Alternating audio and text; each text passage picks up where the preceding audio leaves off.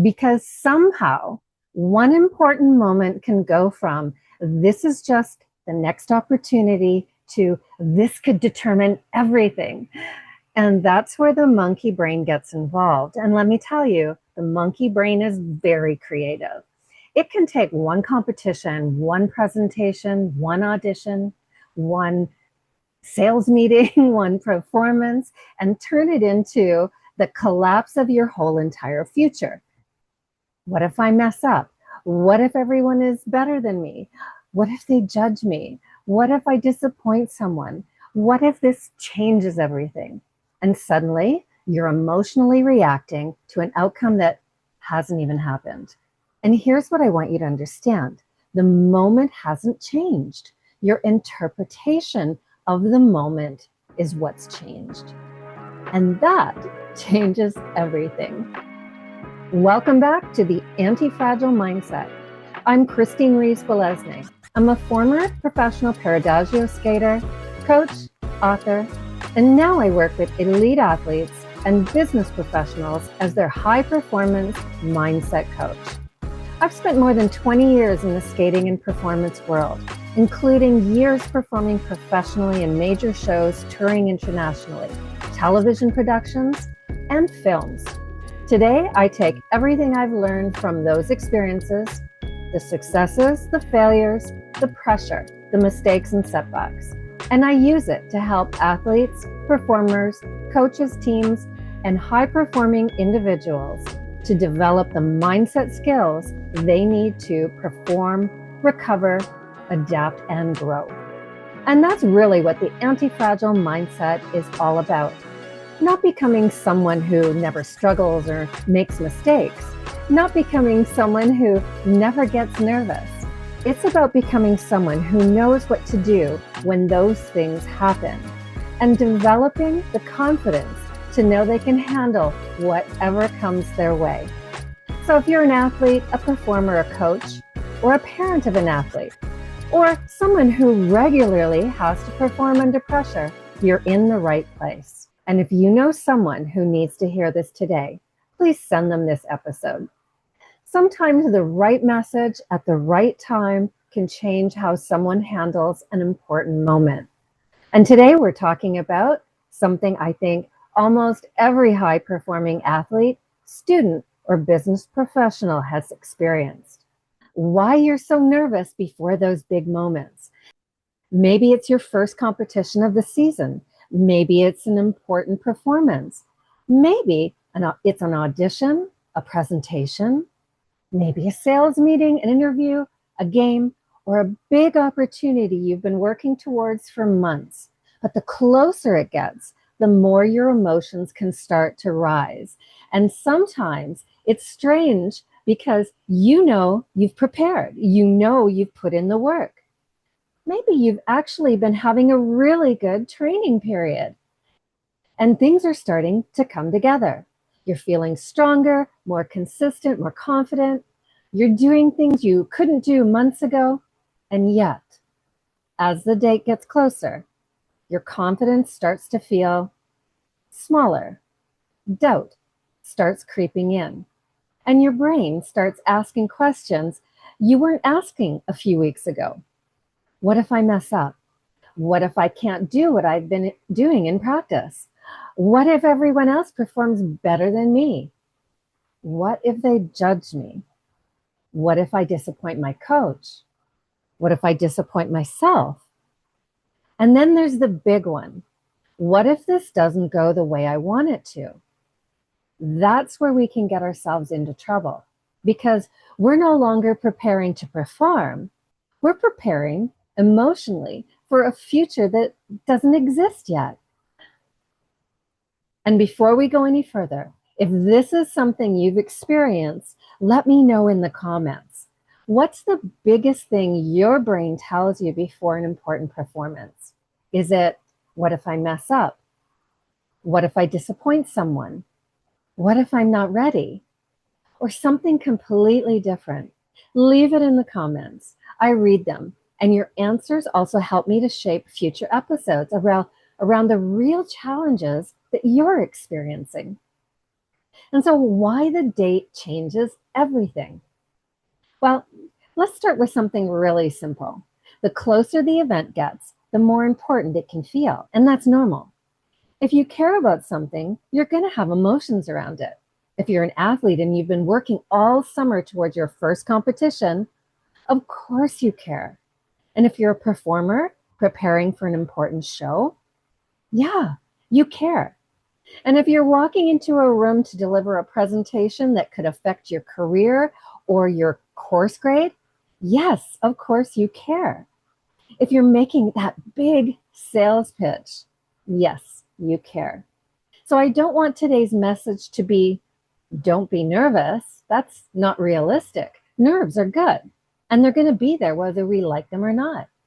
And honestly, I don't think that's even the goal. I want you to learn how to think about these nerves differently, because often it's not nerves that are the problem. And it's not that you're nervous that is the big deal. The problem is the meaning you've attached to being nervous. Now, as I said, nerves aren't the enemy. Think about what happens when you're nervous. Your heart beats faster, your breathing changes, you might even feel those butterflies, your muscles may feel tense, you become more alert, your attention narrows, you get focused, you have energy, and your immediate thought is, oh no, I'm nervous. That's not good. But what if you change that sentence? What if instead you thought, my body knows something important's about to happen? And that's a very different interpretation. The sensation hasn't really changed, the meaning has. And that's important because nerves aren't a prediction of what's going to come. They're not a crystal ball. Feeling nervous doesn't mean you're going to perform badly. You can be nervous and perform beautifully. You can be nervous and deliver an incredible presentation. You can be nervous and skate onto that ice and perform the best program you've skated all season. You can even be nervous and still execute. So instead of asking, how do I get rid of my nerves? I want you to start asking, how do I work with them? And so let's connect to last week's episode. And if you missed it, go back and have a listen. This connects directly to what we talked about. Last week, we talked about thoughts. We talked about that little thought that can appear almost before you know it. What if I mess up? What if they don't like me? What if they judge me? And how that thought can activate your brain's alarm system. This week, we're taking the next step because thoughts don't just affect what you think, they affect what you feel. If your brain's going to keep rehearsing, I'm going to mess up, you're going to feel very different than if your brain's thinking, I'm so excited to finally get to do this. Same event, same person, same preparation, but a different interpretation, different emotional experience. And that's why emotional management matters. And I want to be really clear about what I mean by emotional management. I'm not talking about controlling every emotion that you have. You're not going to walk into every big moment completely calm, completely confident, and emotionally neutral. That's not performance. And I don't even know if that's even possible. That's like being a robot, and you're no robot. You're a human being who cares about what you're about to do. So the goal is not emotional control. The goal is emotional awareness and response. Let's go back to that monkey brain for a minute, because it has a particular talent. It loves the phrase, what if? What if I fall? What if I forget? What if I don't qualify? What if I don't get the job? What if the client says no? What if everyone else does better? What if this is my one last chance? And here's where the monkey brain becomes really convincing. It doesn't just tell you something bad might happen. It immediately tells you how you're going to feel about it. If that happens, I'll be devastated. I'll be embarrassed. I'll feel like a failure. Everyone will think I'm not good enough. I don't belong. I shouldn't be here. And now you're not just imagining an event, you're emotionally living through it before it's even happened. And that's exhausting. And it's also taking you away from the one thing you actually have influence over, what you do right now. So here's the big reframe I want you to take away. Your job's not to guarantee the outcome. Your job is to prepare for the opportunity. And that's very different. For athletes, especially this time of year, there may be qualifying events ahead, and very soon. There may be international assignments coming up. There may be big junior events, senior events. There may be future opportunities you're working towards. And yes, those things really matter. But no single moment needs to carry the weight of your entire future. So maybe you get the result you wanted. Maybe you don't. Maybe you perform beautifully. And maybe you make some mistakes. And maybe you deliver exactly what you've trained to do. And maybe you discover something you still need to improve. That's performance. And every one of those experiences gives you information. It's data, feedback. That's where the anti-fragile mindset comes in. We don't need every experience to validate us. We don't need every experience to validate us. We need every experience to teach us something. We need to learn, grow. And so let's jump into a quick tool to handle this. I call it name it, reframe it, and return. So let's make this practical. I want to give you a very simple piece of a larger emotional management tool that you can use before a big moment. Just 3 steps. Name it. Notice what you're feeling. I'm nervous. I'm worried about the outcome. I'm afraid of making a mistake. Okay, now don't judge it. Just name it. 2, reframe it. Instead of, I'm nervous, so something's wrong, try, I'm feeling this because this matters to me. Or even, my body's getting ready. You aren't pretending everything will go perfectly. You're simply refusing to turn a feeling into a prediction. 3, return. Return to something you can actually control.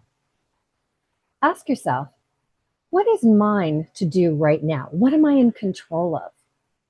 What's my job right in this moment?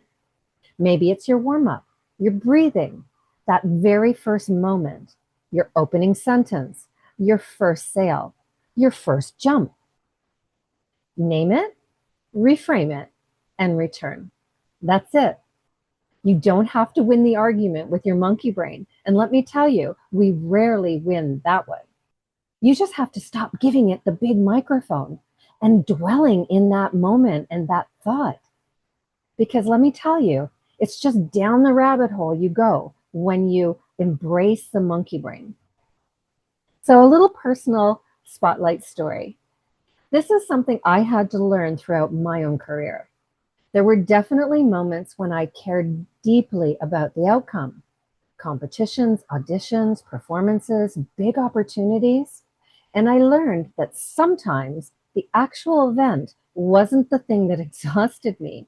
It was everything I had imagined happening well before the event even started. The scenarios, the expectations, all the what ifs. And I was great at the what ifs. I could spend hours mentally skating a program that hadn't happened yet and come up with all the catastrophes possible. And none of that helped me perform it. What helped was coming back to what I'd trained. And I learned this even more strongly as a professional performer.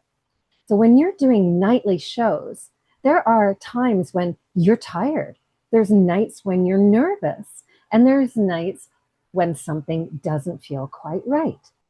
The curtain opens, the spotlight turns on, the music starts, and you perform. And eventually I understood that confidence wasn't always something I felt before I performed. Sometimes confidence was simply, I've done this before. I've prepared for this. I know what to do. I can do this. And that's a much more durable kind of confidence. There's another reason I talk so much about this idea of learning to perform through any uncertainty. It's because I did live it. And in my memoir, Glitz and Grit Beyond the Spotlight, Falling, Rising, and Reinventing, it isn't a book about everything going perfectly. Far from it, and quite the opposite. It's about the challenges, setbacks, pressure, the body image struggles, career changes, doubts, motherhood, and the moments when I desperately tried to figure out how to keep moving forward when things were not going the way I hoped. And that connects directly to today's conversation, because one of the biggest lessons I learned throughout my career was that you can't control every outcome. You can prepare, you can work, you can learn, train, and adapt. But eventually, you have to step into that moment and you have to perform. That's something I wish I'd understood much earlier. And it's one of the reasons I wrote Glitz and Grit. I wanted the book to be about much more than just skating. It's about what happens when life doesn't go according to plan. I mean, how often does that happen? And how you can find the grit to keep moving forward.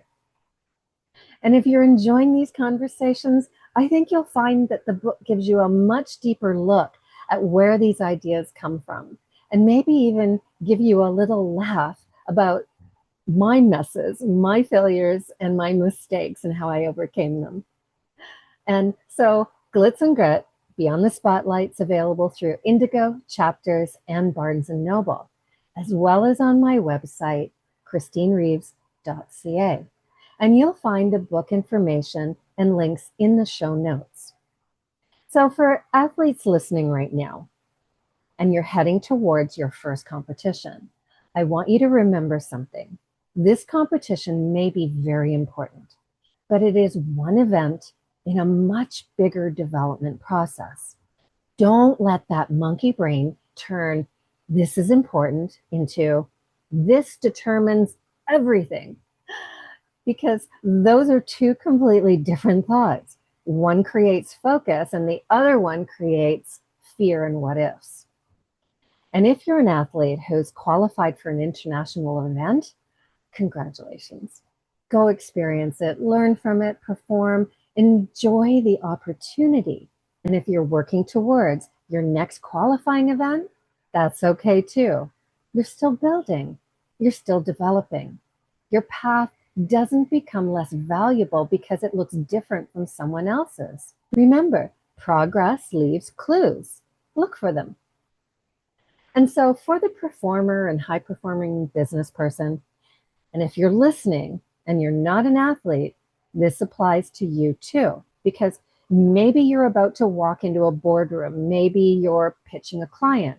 Maybe you're giving a keynote. Maybe you're auditioning.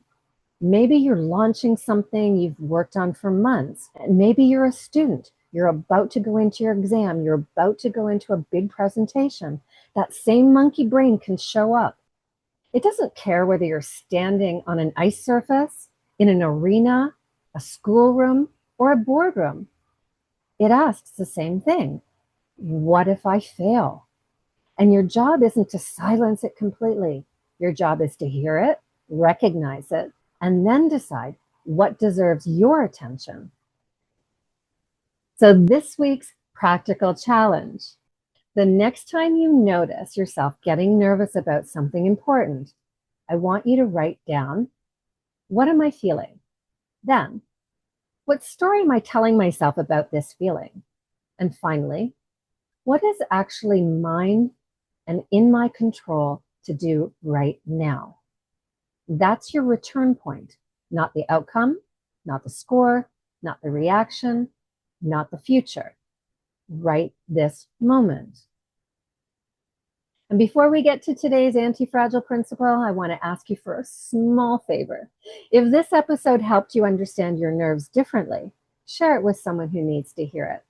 And that could be a teammate, coach, parent, any performer, or someone performing, or someone preparing for an important presentation, or even someone who's been doubting themselves. And if you haven't already, subscribe to the podcast or YouTube channel so you don't miss the next episode. We're building this community around something I think is incredibly important. You don't have to be fearless to perform at a high level, but you do have to learn how to work with what you're feeling.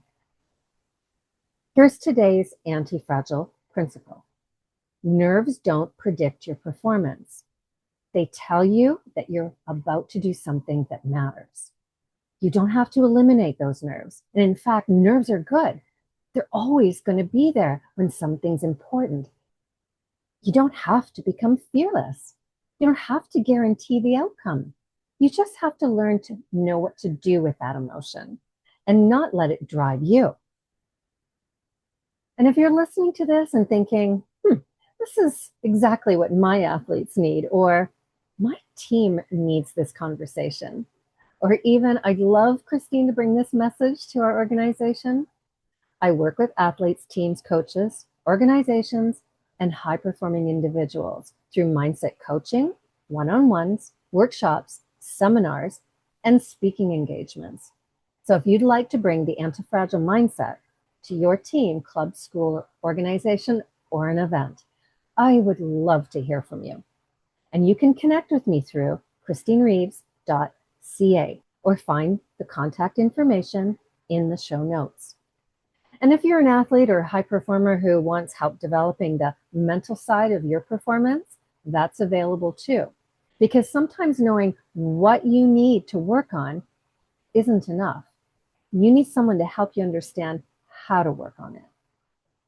And if you're interested in having me speak in your group, team, club, school, company, organization, reach out. I speak about resilience, performance under pressure, confidence, mindset, recovering from setbacks, and becoming more adaptable when things don't go according to plan. Because honestly, how often does that happen? So those lessons have come for me from decades of actually living the performance experience and not just studying it. So the next time that big moment gets closer and your confidence starts to wobble and your monkey brain starts writing that disaster movie, pause. Remember, the moment hasn't changed. Your interpretation of the moment has. Name it, reframe it, and return. And then trust what you've trained. Because performance isn't about feeling nothing. It's about learning that you can feel nervous and still perform. You can feel uncertain and still move forward. You can actually care deeply about the outcome without allowing the outcome to define you. That's the anti-fragile performance. Train your mind, trust your training, and perform with purpose. And please, like, subscribe, and share this episode. I'll see you next week.